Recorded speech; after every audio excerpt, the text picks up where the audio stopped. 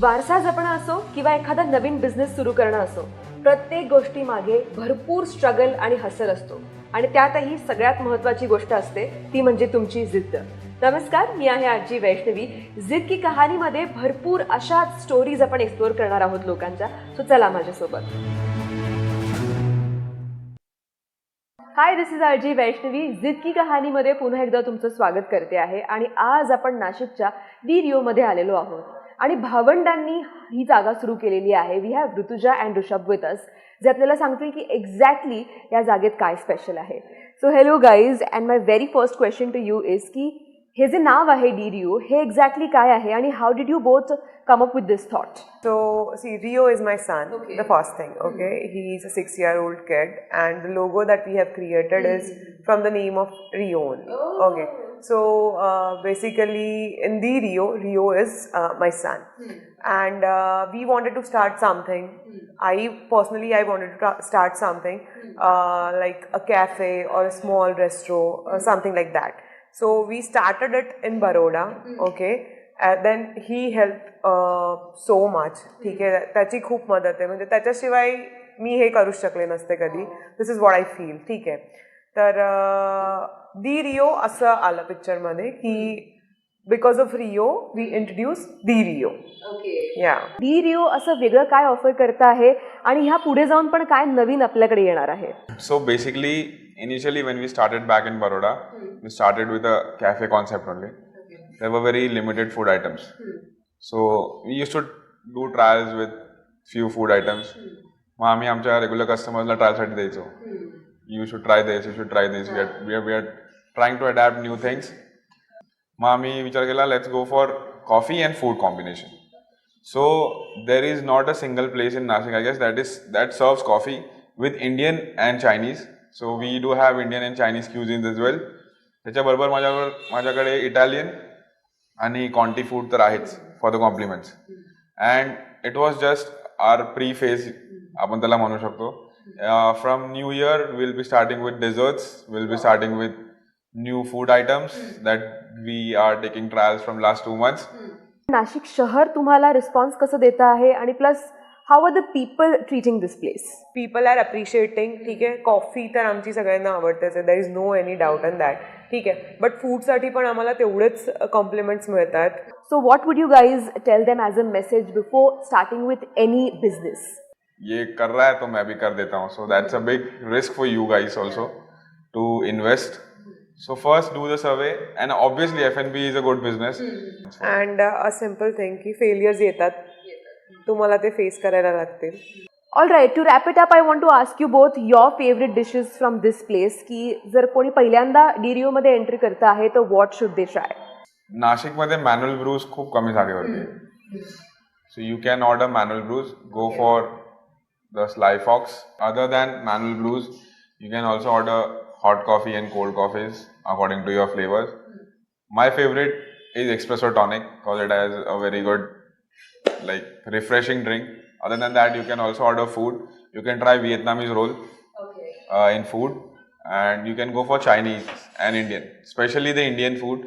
बिर्याणी तर जर कोणी येत असेल तर ती माझी पर्सनल फेवरेट आहे, ती ट्राय करायलाच पाहिजे.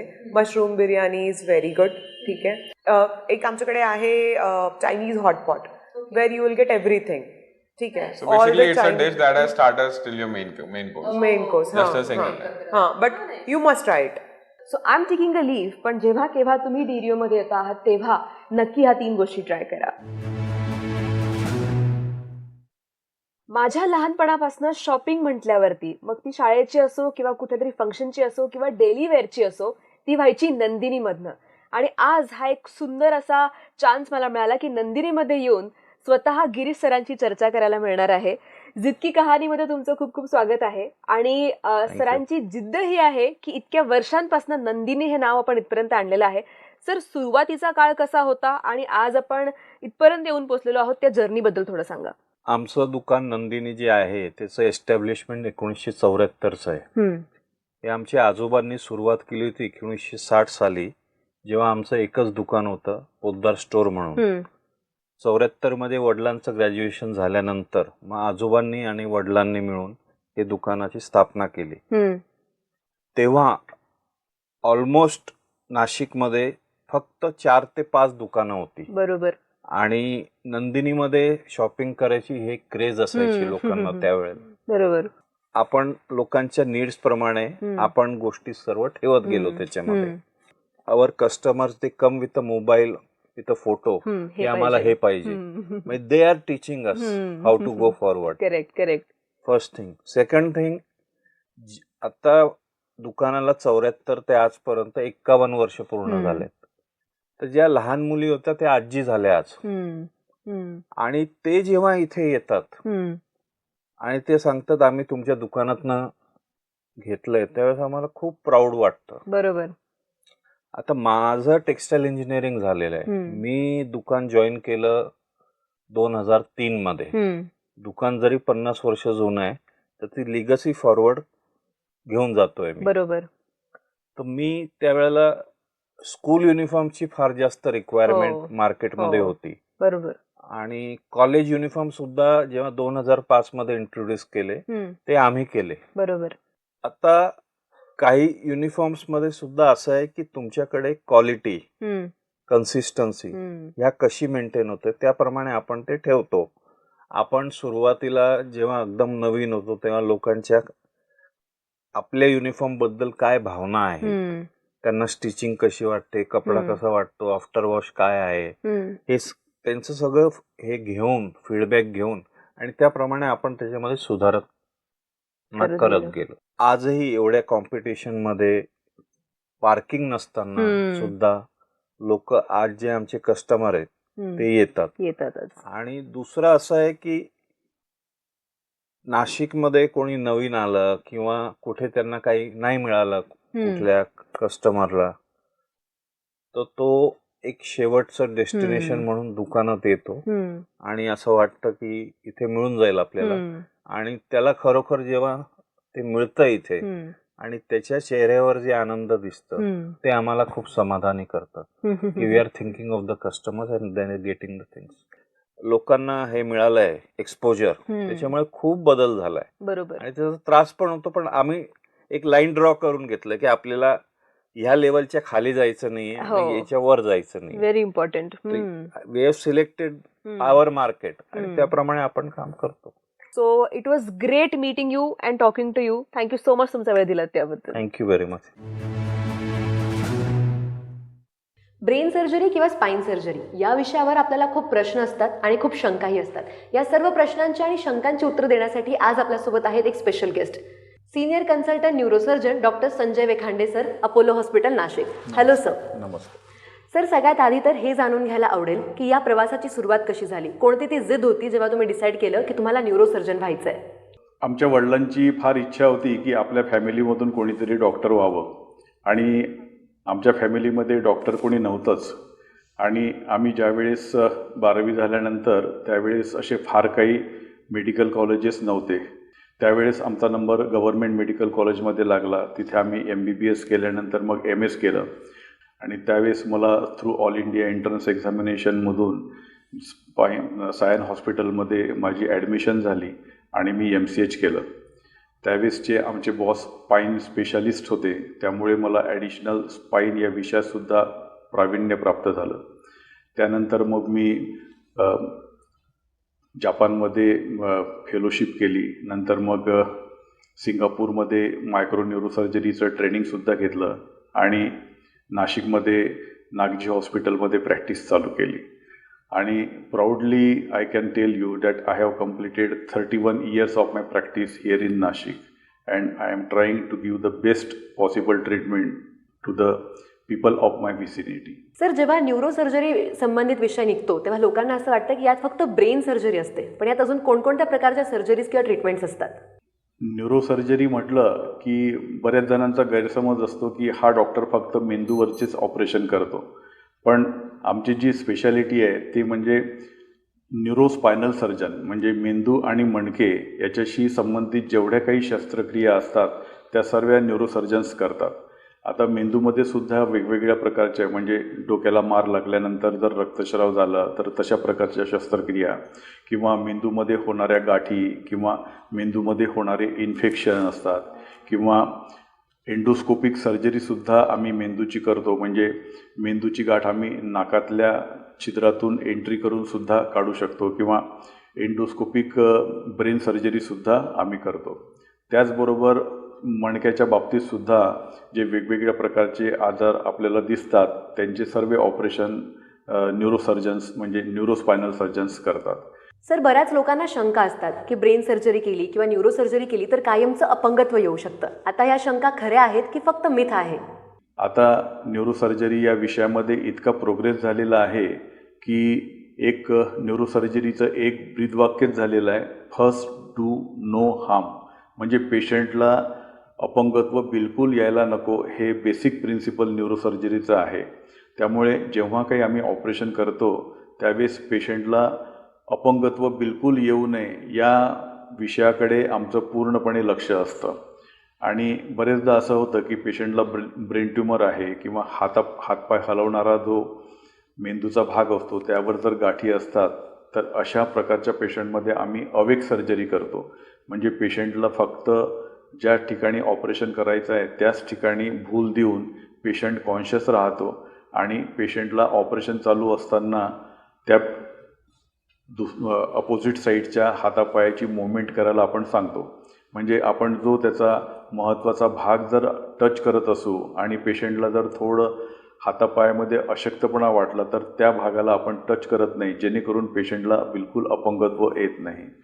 सर, वेळेनुसार आधी फक्त आजार होते, आता इन्सिडेंट्स आणि ॲक्सिडेंट्स दोघंही वाढलेले आहेत. अशा वेळी तुम्ही सर्व व्ह्यूअर्सला काय मेसेज देऊ इच्छितात? मला या ठिकाणी नमूद करावंसं वाटतं, अपोलो हॉस्पिटलची ट्रॉमा टीम नेहमी सदैव तत्पर असते आणि कोणत्याही प्रकारे ॲक्सिडेंट झाला तर आमचा एक हेल्पलाईन नंबर आहे 1066. या नंबरवर कॉन्टॅक्ट करून ते तात्काळ वैद्यकीय मदत घेऊ शकतात. ज्यावेळेस ॲक्सिडेंट झाल्या पेशंटमध्ये जर ताबडतोब वैद्यकीय मदत मिळाली तर या पेशंटचा आउटलुक किंवा ताबडतोब ट्रीटमेंट मिळाल्यामुळे पेशंटचे प्राण पण वाचवू शकतो आणि पेशंट दगावण्याची शक्यता पण कमी असते.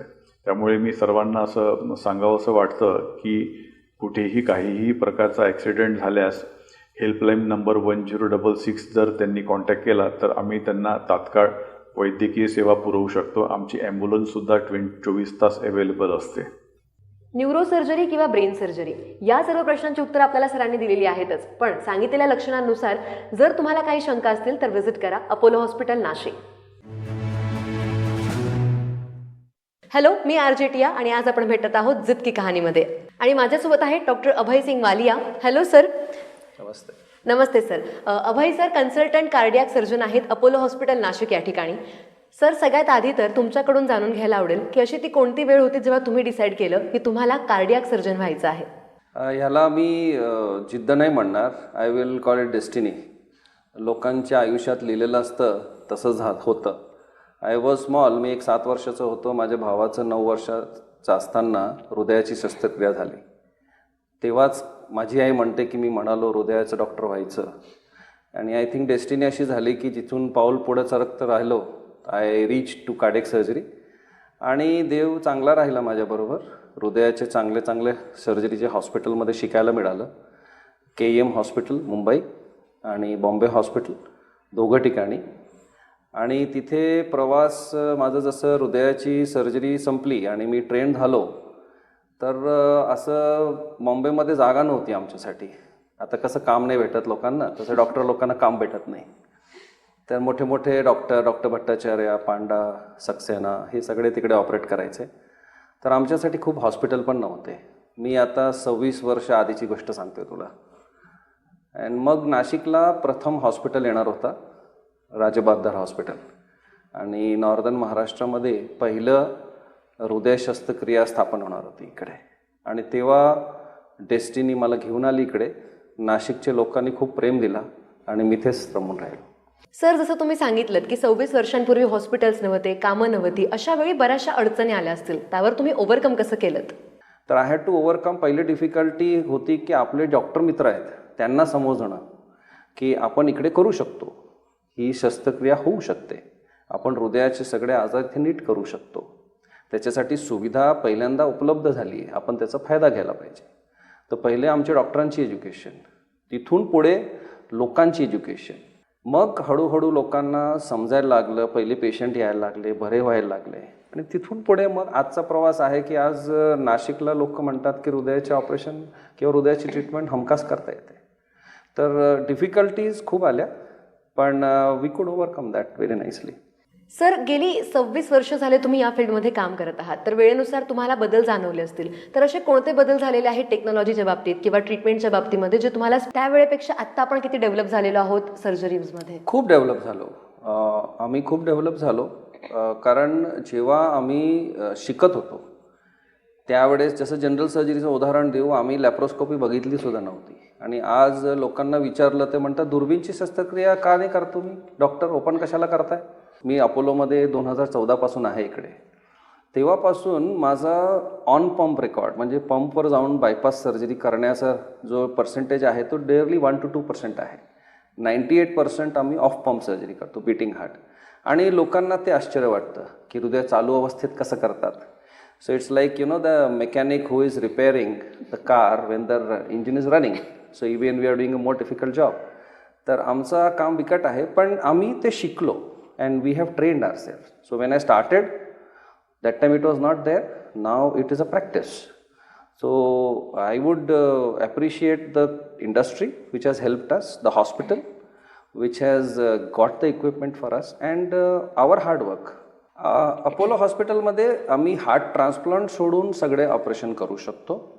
म्हणजे मी ह्याला विभाजन करेल कॅथलॅब प्रोसिजर्स आणि ऑपरेटिव्ह प्रोसिजर्स. कॅथलॅब प्रोसिजर्स म्हणजे अँजिओग्राफी, अँजिओप्लास्टी. अँजिओप्लास्टीमध्ये पण triple vessel, double vessel angioplasty, rotablator angioplasty, हे सगळे नवीन इक्विपमेंट आहेत, ते सगळे आपल्याकडे उपलब्ध आहेत. आणि बायपास सर्जरी किंवा वाल ऑपरेशन किंवा ॲडल्ट ऑपरेशन, पिडियाट्रिक पण आता आपण करतो आहे. तर फक्त हार्ट ट्रान्सप्लांट सोडला ते पण ह्याच्यामुळे राहिलं आहे कारण we have not still got the awareness की एवढा मोठा आपण करू शकतो इकडे, त्याच्यामुळे थांबलं. But otherwise I think in Apollo hospital we can do all these surgeries very comfortably and with very good results. Sir, तुमच्या आरोग्याला, तुमच्या हृदयाला हेल्दी ठेवण्यासाठी काही छोट्या छोट्या गोष्टी कराव्या लागतात. त्या छोट्या गोष्टी कोणत्या, काय सांगाल? तर जर तुम्ही दररोज अर्धा तास स्वतःसाठी काढलं आणि तुम्ही एक साधारण 3-4 किलोमीटर पायी वेगाने चालले, एक 2-3 जिने दिवसात दररोज चढले आणि वेळेवर जेवण केलं आणि महत्त्वाचं झोप घेणे, मिनिमम 6 तास झोप घेतली, तर मला नाही वाटत की तुमचा हृदय कितीही खराब असला तर तुम्हाला वेळ नाही देणार की तुम्ही डॉक्टरकडे जाणार आणि उपचार घेऊ शकणार. You should be remain healthy for a very very long time. Thank you sir, thank you so much. नमस्कार, माय एफएमची मी आहे आरजी वैष्णवी. जिद की कहाणीमध्ये आपल्यासोबत आहेत Prasad Yewale sir from Ozar textiles market. So तुमचं खूप स्वागत आहे. सगळ्यात पहिला प्रश्न मला हा विचारायचा आहे की आपली ही जी जर्नी आहे आणि इतक्या वर्षांपासून जो वारसा तुम्ही पुढे घेऊन आलेला आहात, ती जर्नी कशी राहिलेली आहे? बेसिकली माझ्या आजोबांनी 1972ला मालेगावला जे नऊवार साडी तयार होती त्याचं प्रोडक्शन आम्ही करतो. त्यावेळेसपासून आजपर्यंत आजोबांनी केलं, वडिलांनी केलं, आता मीही करतो ते. आणि त्यासोबत तो आमचा माल जो आहे पूर्ण महाराष्ट्रात आम्ही सगळ्यांना सप्लाय करत होतो. तो हळूहळू आम्ही आता मग ओझरला नाशिक मार्केट डेव्हलप करण्याच्या हिशोबाने आम्ही ओझरला एक टेक्सटाईल मार्केट चालू केलं. त्याचं नाव आहे ओझर होलसेल टेक्सटाईल मार्केट. तिथं sari, readymade, menswear, ladies wear सगळं ऑल आहे. नवरदेव नवरीचं पण पूर्ण ब्राईडचं पूर्ण सेक्शन आहे. सगळं व्यवस्थित आजपर्यंत आहे. स्टाईल मध्ये फक्त बस्त्याच सगळं असतं, म्हणजे फक्त देण्याघेण्याच्याच गोष्टी आहेत, पण टेक्सटाईलच्या अंडर आपल्याकडे काय काय मिळतं? टेक्सटाईलमध्ये लोकांचं फक्त असं म्हणणं असतं की साडी आहे, तसं नाही आहे. आमच्याकडे साडी पण आहे, मेन्सवेअर पण आहे, किड्सवेअर पण आहे आणि लेडीज वेअर जे आज लग्नामध्ये नवरीला ज्या गोष्टी लागतात की वन पीस आहे, घागरे आहे, लेहंगा आहे, साडीमध्ये ऑल व्हरायटीज आहे. मेन्समध्ये पण आउटफिट, ऑदर आउटफिट आहे, शेरवानीज आहे, सगळं ऑल आहे. आणि त्यासोबत पूर्ण फॅमिलीचं कम्प्लीट शोरूम आहे आमचं. सर, जनरेशन जशी चेंज होते त्यांचे चॉईसेस बदलतात, त्यांना नवीन गोष्टी हव्या असतात, तर मग जो माल तुमच्याकडे येतो तुम्ही कसं ट्रेंडला कीपअप करतात? जे आज ट्रेंड आहे ऑनलाईन, जे सगळ्यांना इंस्टाग्रामवर ज्या रील येतात, जे व्हिडिओज येतात, त्या व्हिडिओप्रमाणे आम्ही सगळ्या गोष्टी व्हरायटीज मेंटेन ठेवतो. क्या बात आहे. कोणीही जर एक व्हिडिओ घेऊन आलं, एक रील घेऊन आलं की आम्हाला असा लेहंगा पाहिजे, असा शेरवानी पाहिजे, परफेक्ट मॅचिंग पाहिजे, हे सगळं आमच्याकडे रेडी आहे आणि आम्ही हे सगळं त्यांना मापाप्रमाणे पूर्ण स्टिच पण करून देतो. वाव, क्या बात आहे. म्हणजे तर कुठेच जायची गरज नाही. काहीच कुठेच जायची आवश्यकता नाही. पण मग प्रसादजी, ते जर इतक्या स्त्रिया येत असतील, त्यांच्या एवढ्या चॉईस असतात, आजपर्यंत तुम्ही कुठल्या अशा एका पीसला खूप जास्त डिमांड बघितलेली आहे? व्हरायटी भरपूर आहे. ऑप्शन कस्टमरला जर भेटले तर ते 100% घेणार आणि सिलेक्टेड व्हरायटी आणि जे मार्केटमध्ये आज आवश्यक आहे ते सगळे अवेलेबल आहे. त्यामुळे इझी चॉईस होतं. सोपं होऊन जातं सोपं ते. होतं. अगदी बरोबर म्हटलं. सर, ओझर मालेगाव बद्दल तुम्ही मला सांगितलं, पण आता फ्युचर प्लॅन काय आहे आपला? नेक्स्ट 2026 किंवा 2027 मध्ये आम्ही नाशिक सिटीमध्ये फॅमिली मॉल, फॅमिली शोरूम वा. हे आम्ही लवकरच करत आहोत. तिथं मॉल म्हणजे कसं आहे, रिटेल बेस नाही, तोही होलसेल बेसमध्येच जे आम्ही ओझरला ठेवतो, जे ओझरचे रेट आहेत त्याच रेटमध्ये नाशिकच्या कस्टमरसाठी. खूप लोकांना नाशिकहून ओझर यायला कन्व्हिनियंट होत नाही, बरोबर, आणि नाशिकमध्ये एक गॅप खूप आहे आज, कपड्याच्या बिझनेसमध्ये गॅप खूप आहे, तो कव्हर करायचा आहे. बरोबर. व्हरायटी भरपूर भेटणार आणि लोकांना ऑप्शन्स नाही नाशिकमध्ये चांगले, करेक्ट. तर त्याच्यासाठी आम्ही लवकरच तुमच्या सेवेसाठी नाशिकमध्ये एक लवकरच मोठ्यात मोठा मॉल आणत आहोत. सो या सगळ्यानंतर सगळ्यात महत्त्वाचा शेवटचा प्रश्न हा आहे की तुम्ही सक्सेसफुली हा बिझनेस रन करता आहात, पण नवीन जी पिढी आहे त्यांना बिझनेसमध्ये येताना प्रश्न पडतो की करायला पाहिजे का नाही केलं पाहिजे, त्यांना तुम्ही काय ॲडवाईस द्याल? बहुतेक नवीन जनरेशन जे आहे ते बिझनेसमध्ये नाही आहेत, पण मला असं वाटतं त्यांनी आलं पाहिजे. जो आपला बेस आहे त्या बेसला सगळ्यांनी पुढे नेलं पाहिजे आणि नेत असताना काही अडीअडचणी येतील त्यांना फेस केलं पाहिजे. ते फेस करत जाल तर तुम्ही डेव्हलप व्हाल. सो थँक्यू सो मच प्रसाद सर, तुमचा वेळ दिलात त्याबद्दल, आणि पुढच्या वाटचालीसाठी तुम्हाला खूप खूप शुभेच्छा.